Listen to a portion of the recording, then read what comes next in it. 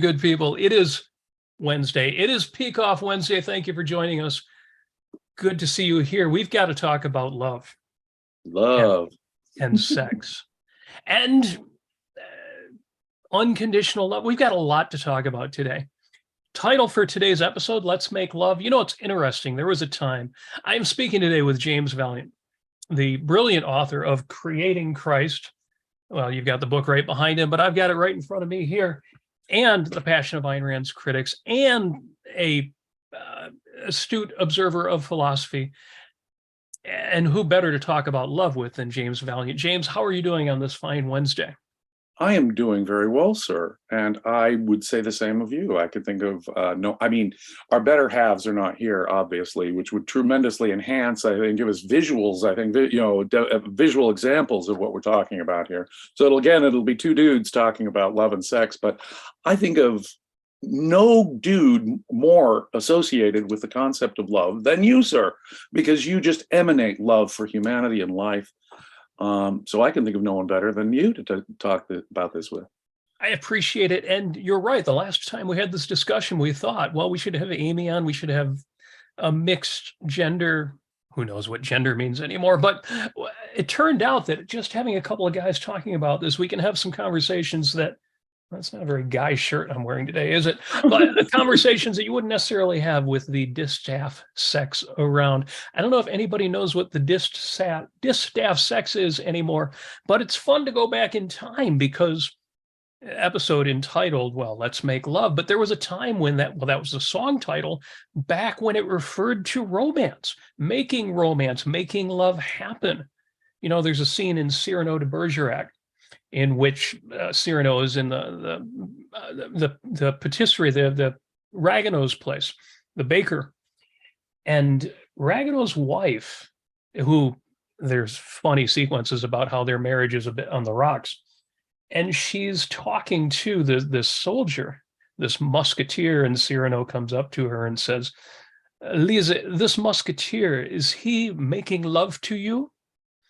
And, you know, she talks about her honor, but you got to understand, they're not necessarily talking about having sex.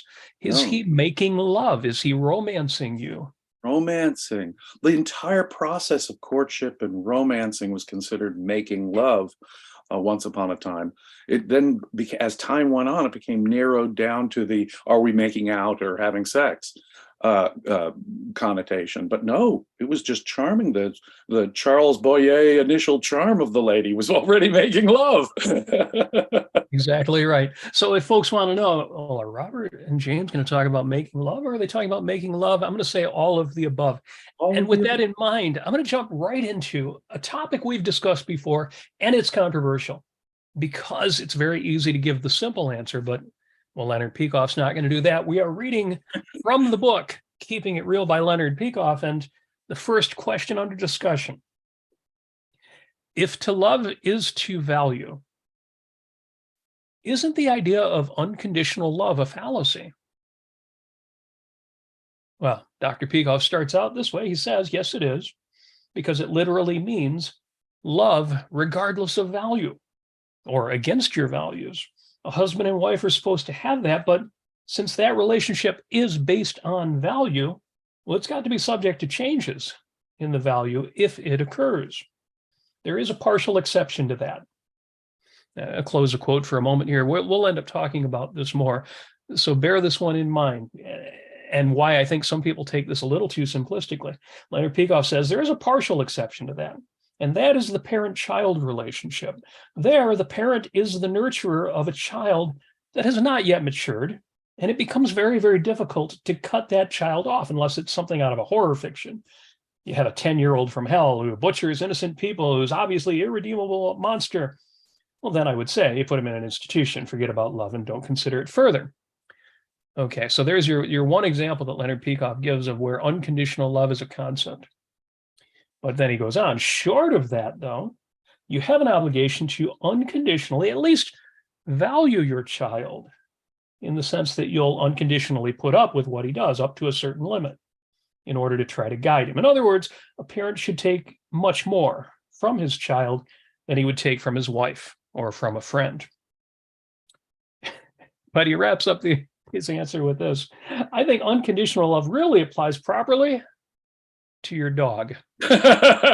Right, right, right. What a great example that is. And what he's talking about there is the relationship between virtue and actual loving of another human being. When I love a human being, when I say I love my wife, or even if I say I love a friend, what I'm saying is that they represent my highest values. That is their virtues, that is their character, their soul that I'm falling in love with.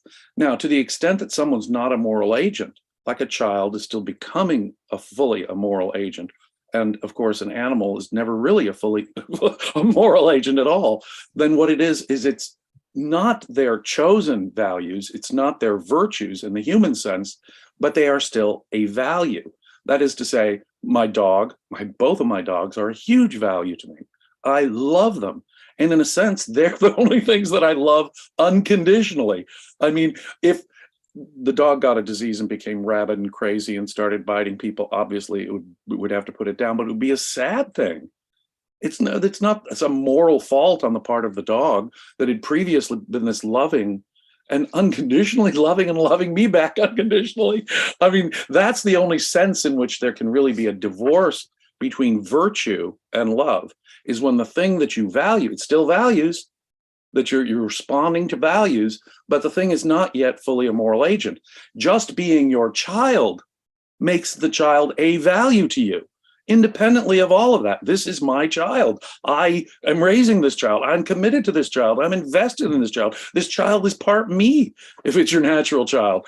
So it's a child is a value to you as such. The love of my pet is a value to me as such. Strictly speaking, it's not their virtues I'm responding to until the child becomes truly a moral agent, and then I will evaluate them as a moral agent. But until that point, it's the value they represent, not their virtues as a human being. So real human love is a different thing. It's a response to virtue. It's interesting, and we're going to have to get into this at some point. And I'm sure Dr. Peikoff will have answers that will help inform it. But the value a person is to you and their moral worth due to their virtues are not the same thing. No. Now, in most relationships, most friendships, most business relationships, it comes down to the same thing. Right, right. But it's not actually the same thing. Right. And we'll get into this a bit today, because we're going to talk about things like some people are really attractive even before you know their virtues, and then you find out their virtues. But let me jump to number 2. But while we're on unconditional love, why do people respond with such vehemence to the idea that love is conditional? My brother asked me if I loved him unconditionally, and when I answered, well, no, he screamed in my face, "I hate you." Wow. And it's interesting because there's a bit of impromptu that's not in the book, but is in the audio version, where Dr. Peikoff points out that "I hate you" certainly isn't unconditional love now, is it? The brother certainly doesn't believe in unconditional love now that he's heard that. That is a brilliant part of the answer, too. Mr. Unconditional Love, demanding it from the sister, is now put a huge, big, fat condition on his love for the sister because she doesn't love him unconditionally. So his condition is unconditional love. Right. And even though his condition is contradictory, he sort of has the right answer. Yes, it's not without knowing it. Right. Even with brothers and sisters and family and the kind of people we're most loyal to, there's got to be limits. There's got to be facts, reality, context. Right. Yes. Right. Now, please, if someone surprises you and they go out and commit a murder or something, are you really not going to change your evaluation of the person? Is that not going to have an impact on the way you feel? And you can, no, I picked an extreme example, murder, but you can go right down the list of, and likewise, you can go right up the list of virtues and achievements too. Won't that have an impact? If you're saying that there is no connection, then what you're saying is there's no reason why I love you. There's nothing special about you, Robert, that makes me single you out for any special attention. There's nothing special about you that makes me like you in particular. Well, that's the opposite of love. Love by its nature must be conditioned, or it's meaningless. It's empty. And, you Right. know, without any spoiler alerts, anyone who's familiar with Atlas Shrugged, and they know the sequence involving Cheryl Taggart and her unfortunate marriage with James Taggart, that was the sequence in Ayn Rand's writing that drove this point home to me. And I just refer people to that. Yeah. Yeah. You want it to be, what is she's not causeless. I forget the word she used, but you're right. That sequence it could not be made more clearer than that. That's what did it for me. Yeah. So what are these people looking for? And Leonard Peikoff answers, I would say that people want a blank check. They want the security of knowing they'll always be nurtured and loved and looked after and cared for, no matter what they do. They want the secular equivalent of God, someone who will always watch over them and look after them and care for them. That's the whole Christian idea of love your enemies. Your enemies get love regardless of what they do, because, well, you're supposed to love unconditionally the way God does. But the human reason for it is that people want to become whim worshipers. They want to feel they can do whatever they want and they'll still be loved. They can even want to feel that they can go in direct contradiction to the thing that they are loved for and nevertheless still expect the love. The desire for unconditional love is, I think, completely invalid. In fact, it can't, as you said, James, Leonard Peikoff says, it can't literally happen because love is a response to values. Unconditional love means love apart from any values. Right. Now, there's nothing about you that I'm responding to, is what I'm saying. I don't want you to respond to anything about me in particular. It's not my charm, the way I care about you, even. It's not my virtues. It's not my integrity, right, honesty, or rationality. It's not, but it's not even my sense of humor. It's not even the way I treat you. What you're saying is there's no value about you that I'm responding to. Could that be in any meaningful sense love? In other words, you're saying it doesn't matter whether it's you or Adolf Hitler or you or some random person off the street that I'm responding to. Well, would you respond? How would you respond to that? So I could be a monster. I could be anybody. That's what they're saying. It doesn't matter who you are. I still love you. It's akin to Ayn Rand's response to the claim that love is sacrifice. Right. And both Ayn Rand and Leonard Peikoff have given the example. Imagine, on your wedding day, telling your bride-to-be that, well, I'm doing this. I'm marrying you purely as an act of sacrifice. There's nothing in it for me. It's not what I want at all. But I'm going to marry you as an act of self-sacrifice. Who would want that? What woman wouldn't slap you in the face and walk out of the church? Can you imagine any kind of romantic love? I mean, the whole essence is you're the most selfish person I can spend time with. You're the most selfish thing for me to contemplate. I want to touch you. You're so wonderful. Romantic love is all about you're so special. And what we're actually saying is, well, there's nothing that qualifies someone as being special. Can you imagine bringing that to the table? I'm really having a miserable time. I'll kiss you, but it just gets worse when you bring the idea of physical romance into it. Right. Imagine. And I'm old enough to remember when women were expected to do this, have sex as a duty. Right. I can't even imagine. No. Love is to value. If you don't value whatever you've got going, it isn't love. Now, speaking of love, speaking of value, speaking of traitors, thank you to Michael Sweet, who is in with the super chat and says, Happy Wednesday, just read this in Keeping It Real. It's great. There's a book that you can listen to us every Wednesday and still read the book, and you will find it just pays dividends every time you crack it open. It's kind of like in Great Lakes Objectivists, we have a game Amy Nasir invented, Random Atlas, where you will take a copy of Atlas Shrugged, open it up to any random page, read a bit, see who in the group first identifies what's seen and what's going on. But also there is something of value in any random page you open of either Atlas Shrugged or the Fountainhead. So yes, thank you. Thank you for the super chat. If you too, you folks watching, listening out there, enjoying this conversation, want to do what Michael did and give us a hat tip, but also support the Ayn Rand Center UK, go ahead and put in your comments in the chat with a super chat. Any funds that are raised that way go to support the Ayn Rand Center UK.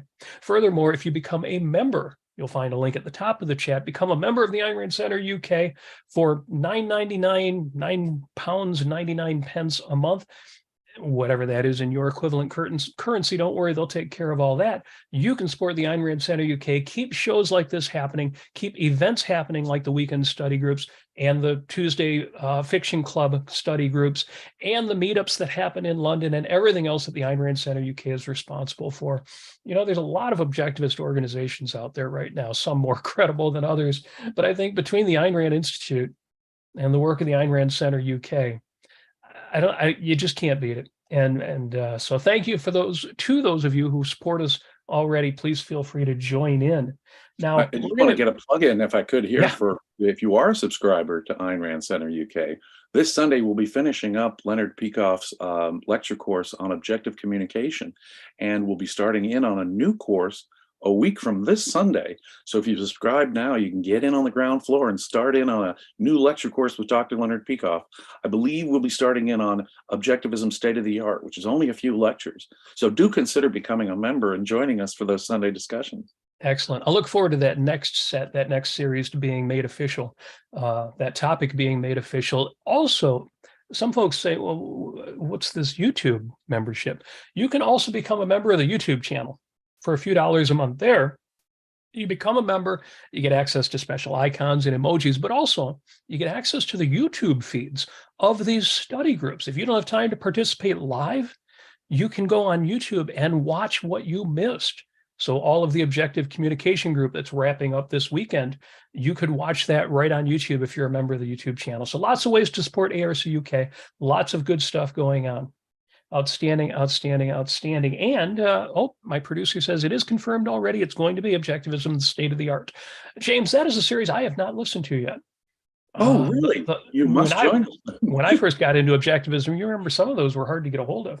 A lot of them hadn't been published yet. And of course, now everything's freely available. So it'll be easy just about to participate. Right.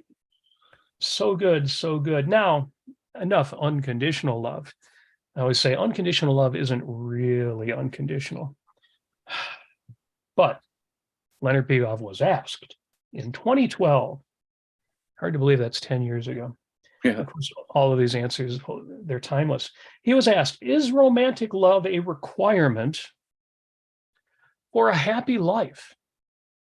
If one is unable to attain a partner who meets his standards and is unwilling to lower them, is he doomed to be unhappy? Phrased that way, the question sounds enormously tragic. Yeah. So I want to just read some of Leonard Peikoff's answer to get the conversation started so we can bring some light to this. Leonard Peikoff answered, well, you can say sex is always possible via masturbation, which is a form of sex, but that's not the same thing as romantic love. I'm not sure I can make an absolute statement here. I personally would be unhappy under those circumstances because of the crucial role of romantic love in life. Now, maybe if a person is a loner, doesn't get involved that much with relating to people, and is very, very work involved, well, his life could be happy on those grounds. But I have a feeling that it's so crucial, you would be missing something that is important for full happiness. Okay, that sounds a little sad, but then he goes on. My question would be, why can you not find somebody? Today, well, young people live in the easiest world ever as far as finding somebody. And that is because, well, you can go on dating websites. It's something we never had growing up. With us, it was only, well, who you went to high school with and a few people like that. Do you remember that, James? You remember that growing up, right? It was friends or neighbors, and going to a party in another town or something where you might meet new people. Or, well, I know this girl, and you could meet her. Right. Oh, well, that increases my dating pool from 3 to 4 people. Right. Well, no, I remember as a young person, my male friends would say, hey, let's go to this party. There are going to be girls there. And the whole idea was we'll have a chance to meet new people if we go to this party. But it was in-person contact. Nothing like today where, you've got catfishing and people fall in love on the internet, which I can't even understand. Yeah. Truly fall in love on the internet. But it's a different world, totally different. And he's right. I'm not sure that young people today, young people today don't even realize the much broader, the resources and tools they have available for meeting new people are like never before. They really are. Yeah. So Leonard Peikoff went on, no, the process is just so cut and dried. You insist on seeing the person in real life. Well, you don't have long email exchanges because they have no relation. People are nothing in reality to what they are in email. You say you only want to meet for coffee. Oh, he's talking about online dating. So you don't get involved with a non-starter. You can weed out so many deal breakers ahead of time. Yeah, there's some big red flags that can come out. Yeah, exactly. We'll get to one of those red flags in a minute. Yes. Most important, you should expect to go. Now, this was interesting to me. Most important, you should expect to go on 30 dates of that kind before you find somebody interesting. 30 dates. Well, I know people who would say, yeah, I went on a dozen dates, didn't find anybody. There's just nobody decent out there. Right. So Leonard Peikoff goes on, that seems to be the number that many people are quoting. And he goes on, I've been on computer dating, and that's about the number that is required. So I'm really surprised by the objectivists who say they're doomed to be alone. There are all kinds of nice people out there. There are weirdos out there, and you have to be wary, but you have access to the whole world. If you haven't tried that, I would say, well, you can't rest content with, I'm alone and I can't find the person for me.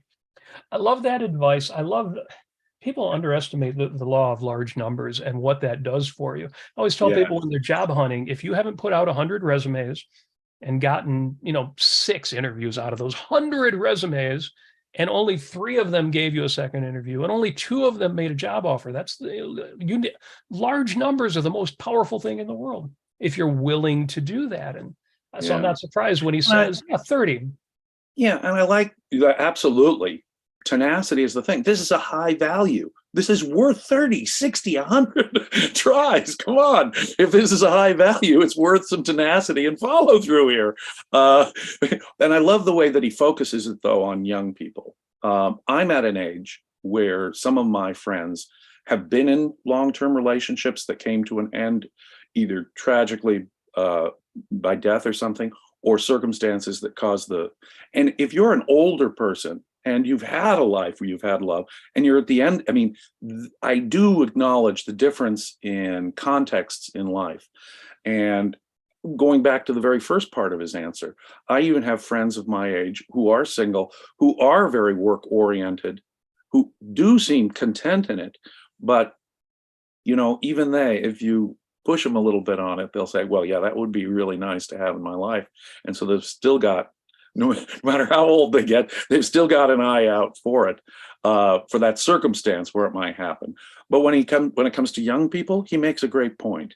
And that's where it's maybe physically as well as emotionally, that's where it's really most urgent. And it seems like a pressing need. But even though I'm now pushing 60, the need for romantic love doesn't end.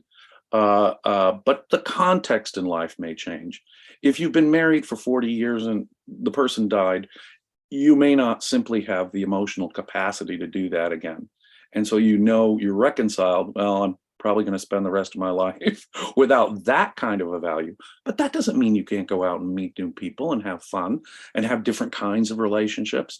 And that's what people also confuse, There's a whole range of possibilities here with human interaction.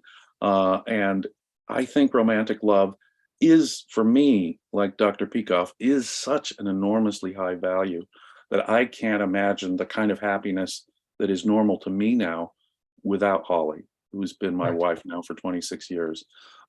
It's been a vital part of my happiness. I don't want to sound a cliche, but she, quote some popular love song, but she's been the wind beneath my wings. She's helped provide the emotional fuel for achieving the purposes in my life. I've achieved some things and I'm proud of it, but she has been an important part of the emotional fuel that's kept me going. I think Ayn Rand would have described her husband the same way. Yeah. Well, after that many years, it is part of your identity. Right. I wouldn't be the same person. Right. Right. At the same time, though, I love the idea of romance being lifelong. Even if something were to happen, I would hope, for example, if I predecease my wife, that she will not, that she will continue to want to find romance in her life. And I love Leonard Peikoff as an example of that. Now, none of his spouses have passed away, thank goodness. But Leonard, it's not really inside information. If you've been to Ocon, you know that Leonard Peikoff Right. has never stopped dating, never stopped being interested no. in some kind of romance. And And it's he's always been, and I'm not violating his privacy because he's made this public. They have Yeah. always been physical relationships. Through his 70s and 80s, he's always still looking for romantic, physical love, Yeah. which is inspiring, I think, for all of us. And I absolutely agree with you. Should anything happen to me, I would want my wife, even though we, have spent a quarter of a century together as married, I would still want her to be pursuing love and happiness. I'm introspecting and thinking to myself, if something happened to her, could I? And that just seems like an emotionally daunting proposition to me. I'd be forgiving of myself, in other words, if I'd never found love again after her. But I would want her if she after me. And believe me, I'm an egoist. This is all on purely egoistic grounds. But if love had no cause, if love had no reason for it, you see, what I like about these two questions and answers is they put those two together, don't they? It's the reasons why I love her. It's the reasons why she loves me, right? That's the whole point. And it is the time of investments. She's become such an enormous part of my life, my very being, because of the values and virtues she is. Now, if I were to lose her for some reason, that love would never end, even if she were still alive, even if she went off, say, found someone better and left me for John Galt or something. Would my love for her never ever end? No, because it's based on those virtues. Unless she changed, my love would continue. Would I have to adjust my life? Would I have to look for other values and reassess, things? Yes. But would my love for her ever really change? No. Right. Yeah, she couldn't leave you for John Galt because she's already with John Galt. Okay, thank you, sir. Our Daniel Krause in the chat says, law of large numbers is why I swipe right on almost everyone. Now it's funny. Yeah, don't be shy to do a lot of right swiping. You'll get there. Although it's funny, I don't actually know what that means. I've been married, since before dating apps came out. I assume swiping right is to express your interest. Well, no, swipe right means you're no. I'm most dating the opposite. Apps, you swipe right, what you're doing is you're saying, I'm not. Oh, I see. So there's so many out there. You can just. I have so many friends. I myself don't use dating apps. I've been married for 26 years, but I have many friends who do use dating apps, and they keep me a little bit up to date on how these things work. They see the profile. They see the picture, they see the short description. That's not for me. Swipe right. I'm old enough. I still can't keep straight which one's the red pill and which one's the blue pill either. So we're talking about romance. We're talking about values, and it all sounds very, very idealistic, maybe a little over abstract. So let's bring this down to earth a little bit. Question number 4, and I'm going to blame this entirely on you, James, who provided this week's questions. I'll take the heat. This is important.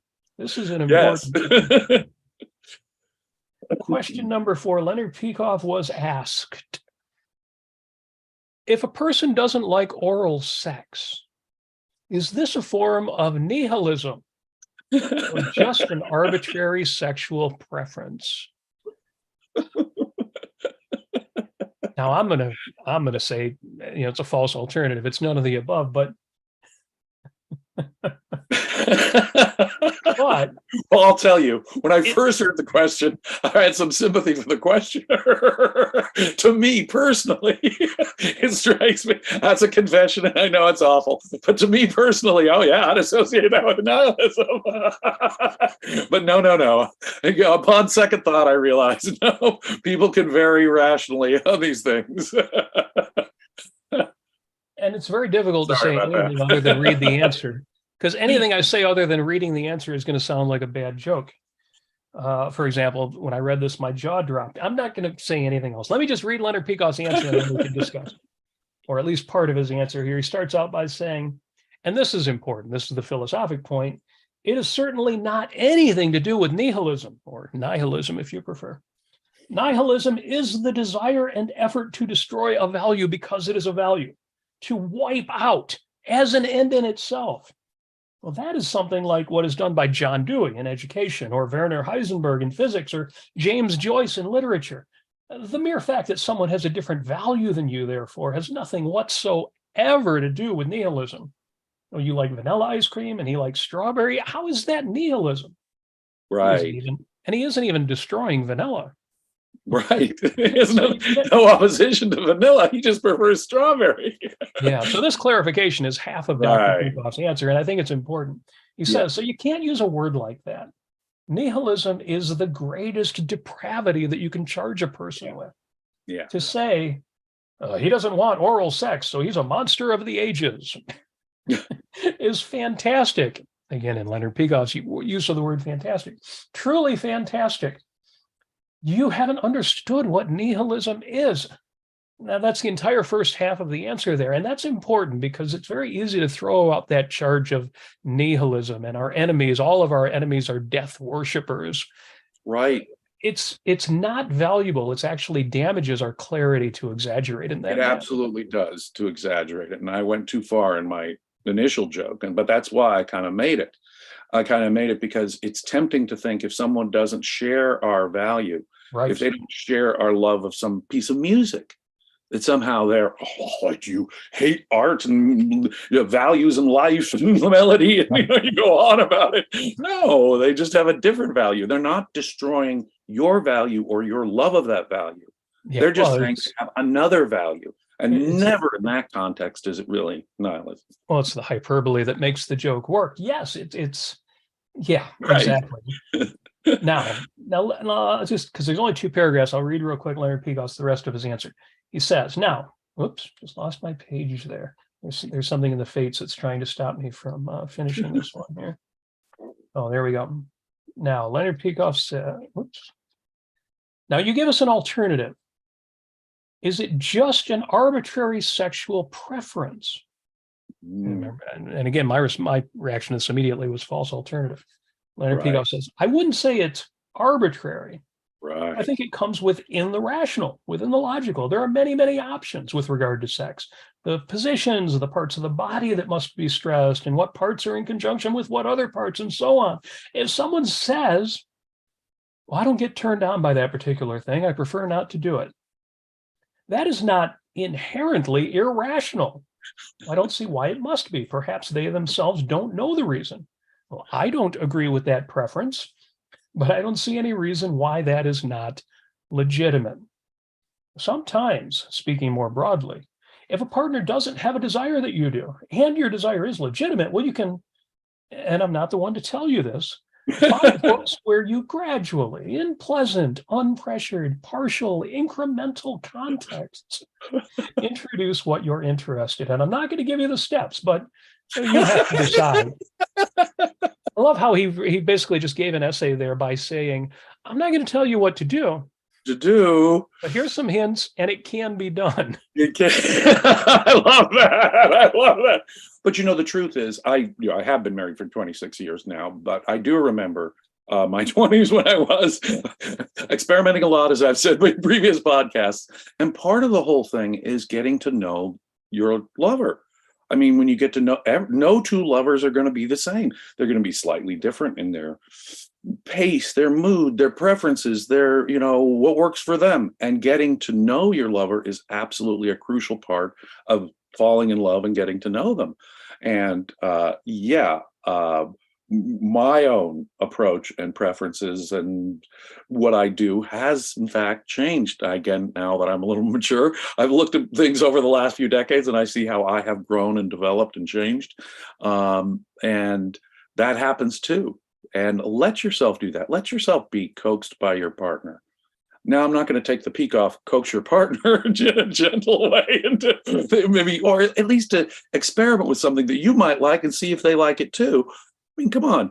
But how about the other side, the receiving end? Let your partner educate you. Let your partner coax you. What you're doing is you're exploring pleasure and joy and love together. Nothing can be a funner set of experimentation than that over the course of years with someone you truly love. Yes. The worst trap is to think I know what I like. And that's not going to change. It's like, that's who I am. Right. I'm not open to change. I'm not open to new things. I'm never going to change my mind about anything. You're right. 25, 40 years can change almost everything, at least as far as concretes go. And to keep love alive, especially that love, that sexual romantic part of the spark, requires some innovation, some creativity, some new settings, some changing of pace. That's a vital part in long-term. Another thing about it, in long-term relationships, you got to keep your mind open to keep something different and alive and sexy. And you don't. Routine is a killer when it comes to making love. It really is. When you've done it the 40th time, exactly this, it's like, no, okay, this, I've been there, done that, and it's not turning me on like it did the first time. So, when it comes to long-term relationships, being playful and experimenting is vital. Mixing things up a little, even if it's just the atmosphere, where it's happening and the circumstances, even changing the atmosphere can be vital to maintaining that spark in a long-term relationship. Yes. Excellent. Well, I'm going to leave that there, although we may come back to that because I want to jump to the next one here. Leonard Peikoff has asked, is there such a thing as, I feel like we're going from the gritty to the aspirational here. Is there such a thing as love at first sight? Doesn't love require cognitive appraisal across time of the mind and values of the object of one's love? Okay, maybe I'm cheating a little bit by reading the question that way. But Leonard Peikoff gives this answer. He says, the answer is that facial expressions, postures, bodily poise, and movements suggest, well, they don't prove, but they suggest the basic values, the basic approach of life of a given individual. They appear to imply those values or that way of coming at life. Well, that is why casting is so important in movies. You have to have someone who looks the type, who suggests a certain type that the audience will believe is that type. Now, obviously, a person can be mistaken at first sight, and he would not rationally go to bed or marry on this basis. But you can have a very strong reaction. If you have a definite idea of what you want in a partner, you can have a very strong reaction to a potential person who you believe you would love if you knew more about them. That is what is really meant by love at first sight. This certainly happened to Ayn Rand. She saw her husband for the first time on a streetcar, going to the set of a movie in which he had a small part, and she was just an extra. She followed him to the movie set. She even made a point of tripping him on the set so that he would pay attention to her. I love that. And subsequently, he says, I'll not tell the whole story, but they did get married. I love that story. And it's told in several different places. One of the very few things I would recommend reading by the Brandons is the original Who is Ayn Rand for the biographical essay at the end of that. She fell in love with him at the sight of his face. She saw something in him. She believed something about his character that was so crucial that the rest of the courtship was just, finding out and seeing what was there and that it was there. Yeah. That's it. People have this mind-body weird dichotomy in their mind. There's the physical over here, and there's the spiritual, intellectual, and emotional over here. No, it's never just physical when you're responding like that. What you're seeing is the way they carry themselves, the way they express themselves. Their facial expressions can tell you, and of course you can be wrong. Someone could be in a bad mood. Someone could be ill, and you're not getting the correct impression of them. Or there could be circumstances at the opposite end. You've gotten a false positive misimpression of someone simply because of the circumstances. So when you mean love in the true sense, no, that can't happen in 5 minutes. No, I really can't. You have to get to know the person to see if they are actually that expression or the way they're carrying themselves, that joke they told, that glitter in their eye, does that mean what I think it means? And you have to follow that up. But the point is, there is no mind-body dichotomy. People will express themselves in their actions, everything down to their facial expressions and their sense of humor. And we react to those things. And those things are important clues. Those things are the result of their values and their psychology and their sense of life. And when we pick up something like that, when someone responds to something, responds to a situation in a certain way, or just simply the way they carry themselves when they're relaxed, or when they're engaged in some kind of activity, can tell you enormous amounts of information. Really, it's not just the words we use that are our access to the spiritual, but the entire being. What they do, how they act, their sense of humor, their tone of voice, whether they look at you, whether someone's looking at you in the eyes, honestly, whether a person, and you can pick up all kinds of things. People know this in the case of like honesty. You get I distrust that person. Oh, they're looking away. They're never looking me in the eye, or they're looking up and away with some tell. All the body language stuff, you can't, no one bit of body language can be conclusive evidence, obviously.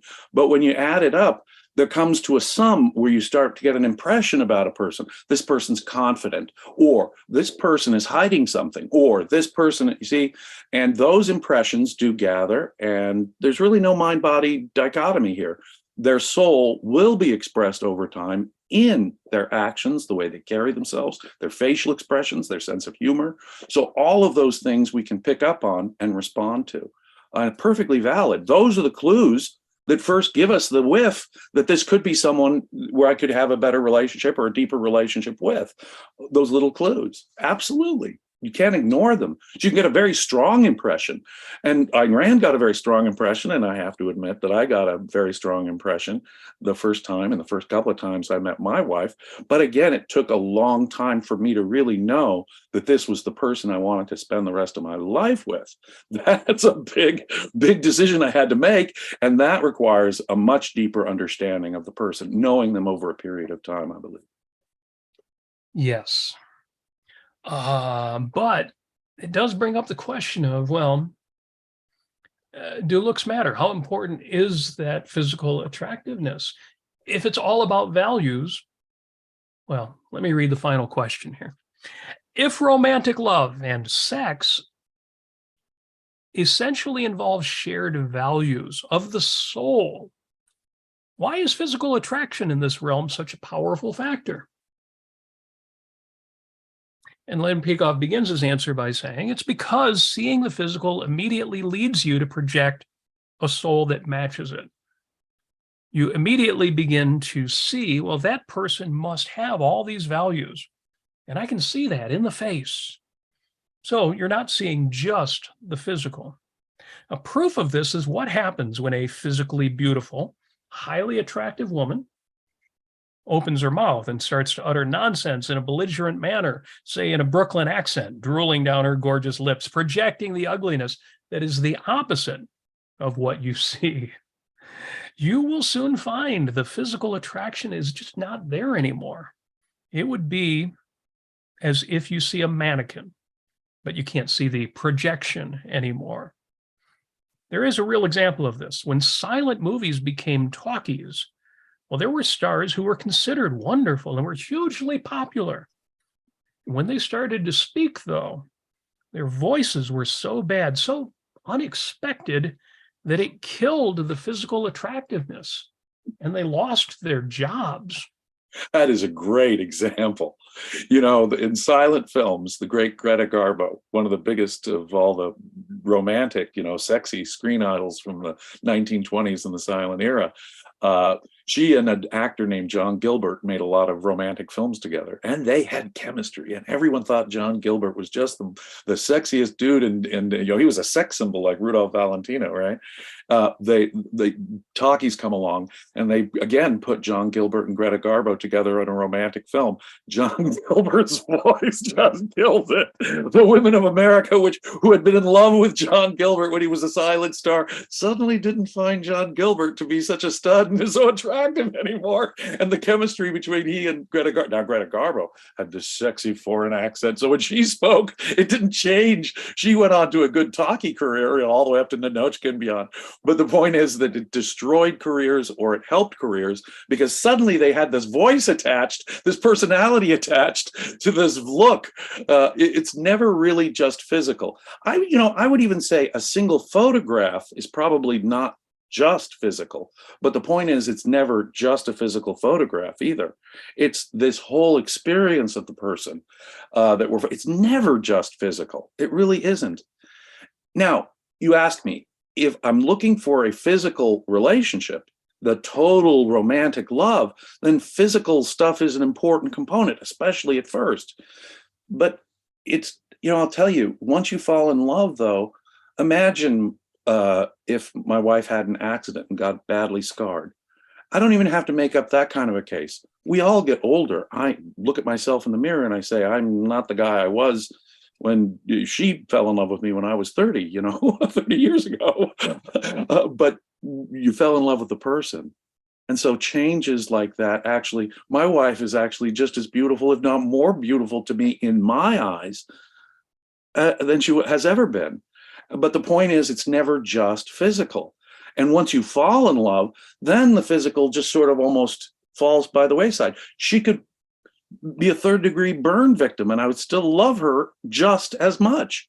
Now, to get the relationship started, and I was a young person, I wanted a physical relationship. So you're telling me the physical isn't important? No, the physical is an important component of that. I wanted part of physical relationship. So the physical is going to be an important component of this physical relationship that I want. Don't dismiss that.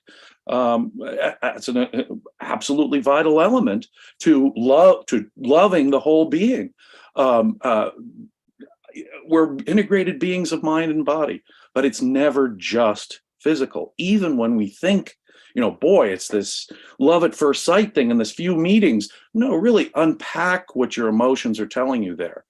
It really isn't just, because the same person, say a woman says, oh, he's tall and athletic. And, a tall and athletic guy with a different sort of character and personality and demeanor is going to strike you entirely different than a tall and athletic guy who's being a jerk. It's really never just physical, is it?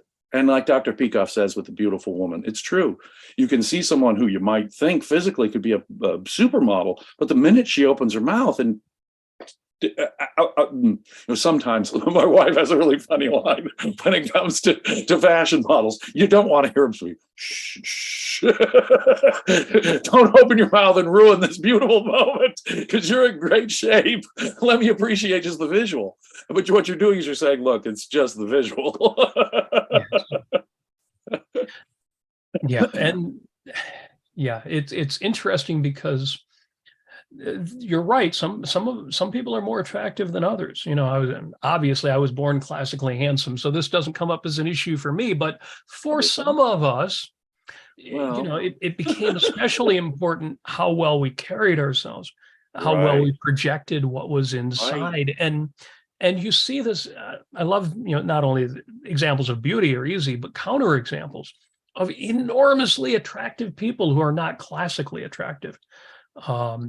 Obvious examples are movie stars, people like Telly Savalas, or I guess nowadays it would be J.K. Simmons, or there are people who have enormous sex symbols. Yeah, Humphrey Bogart was considered sexy once upon a time. The crusty looking actor from the 1940s or the tough guy movies. He became in effect a sex symbol. Now, how does that happen? Well, and if you only ever seen a photograph. It works both ways. Not only can someone who initially looked attractive get very, very much less attractive the minute they open their mouth, it works the other way about too. Yes. If a person opens their mouth and you start to get to know them, suddenly they become far more attractive. Suddenly there's something sexy even about the way she does that, which you initially didn't think that was too sexy, but suddenly it's becoming sexier and sexier, or at least more attractive, just from the combination of getting to see their soul-body interaction. So it can work either way. They either can get a lot less attractive or they can get a lot more attractive, depending on what you learn about them over time. Yes. And you can imagine this with people we think are beautiful, but really aren't classically beautiful. No. Think of Greta Garbo, who, Right. had thin lips and a fairly plain face and carried herself magnificent. She's gorgeous. But imagine her not just with no makeup and without a $10,000 wardrobe, but angry and slumping and kind of bitter. And she would just lose everything because what made her magnificent was not just her appearance. I love the Robert Heinlein quote. He says, "A man does not insist on great physical beauty in a woman who builds up his morale. After a time, he realizes she is beautiful. He just hadn't noticed it first." Amen. Amen to that. Absolutely correct. It's true. Men get the beef, and there's something to it, I think. Men are more visual when it comes to sex. And in my experience, that's true. Maybe it's because women are looking, being the ones who get pregnant and the childbearers, they're always looking for the long term, as opposed to wow, that's the immediate thing I want to get my hands on, which guys, maybe that's the first thought in their head. So maybe guys are more visual in that sense than women are, for psychological reasons, for whatever reason that I can't understand. But the truth is that even guys are like that. Come on. Women absolutely become more and less attractive as we get to know them.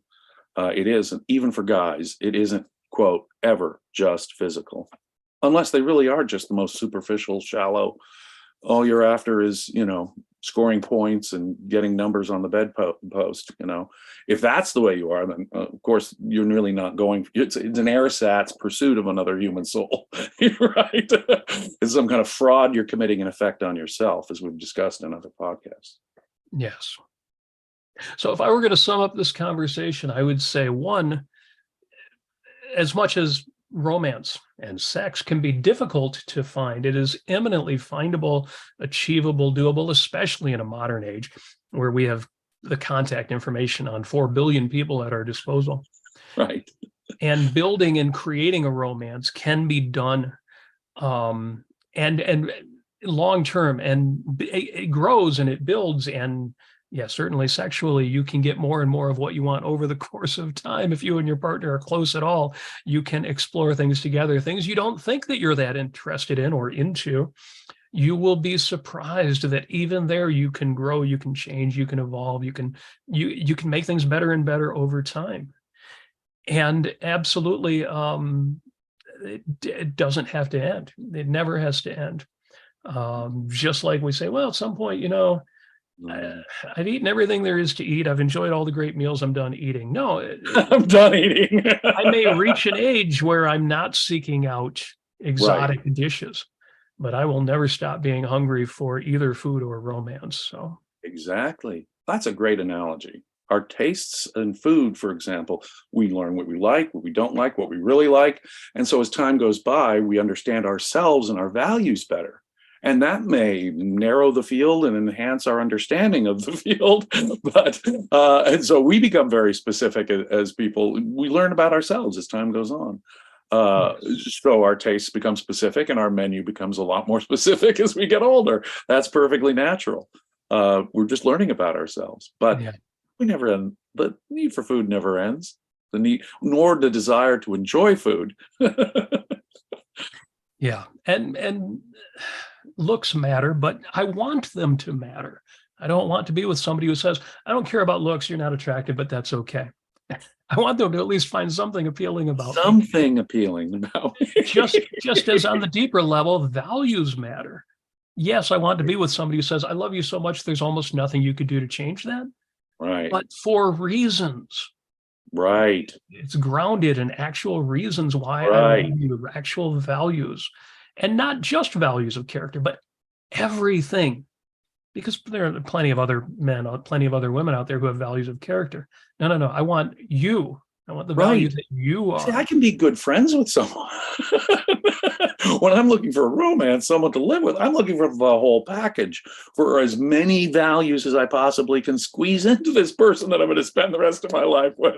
And I'm looking for everything, including the physical. And don't be shy or ashamed, or don't let religion guilt you into thinking there's anything wrong with that. Why shouldn't you get the most selfish physical value you can find, even just on that value level? That's a value. But of course, to take that value out of context, like some people do, and put all of your eggs in that basket, well, then you're missing out, in my view, 99%, the essence of love, which is a spiritual, physical interaction. But the physical is still a value, and it's still important. Okay, I think this conversation has added some substantial insights to our previous discussions and other podcasts on this subject. So thank you for that, James. You will find, folks, if you go out to my Facebook feed, facebook.com/Robert Nasir, my most recent entry lists links to several of these discussions, including my own particular or arguably peculiar essay on unconditional love. Please take a look at that as well. Now, coming up shortly in an hour, we have got From the Horror File. Now, those of you who are objectivists who've been around for a while, you know the magazine, The Objectivist, anthologized in this book right here. And one of the great features that Ayn Rand had in that magazine, The Objectivist, was a feature called From the Horror File, in which she would have examples come in of things that were going on out in the culture, out in the news, and all it took usually were a few short quotes of some terrible thing out there. Yeah. That were in direct contrast, of course, to the ideas in The Objectivist. In fact, she was asked once, why isn't there an opposite of the horror file? Why don't you have, From the Virtues File? And she answered at length why that was kind of the wrong question to ask. But she wrapped it up with, and to those of you who asked that question in an honest way, my answer is, what do you think the rest of The Objectivist is? The magazine. So if you don't already have the anthology of The Objectivist, you can track it down out there. I believe it's available through TOF Publications, Harry Binswanger's publishing house. Good stuff out there. But in an hour, Jonathan Hoenig resurrects From the Horror File on the Daily Objective number 669. And that is going to be good. I'll certainly be watching that one. As for tomorrow, I was going to do a show on awe.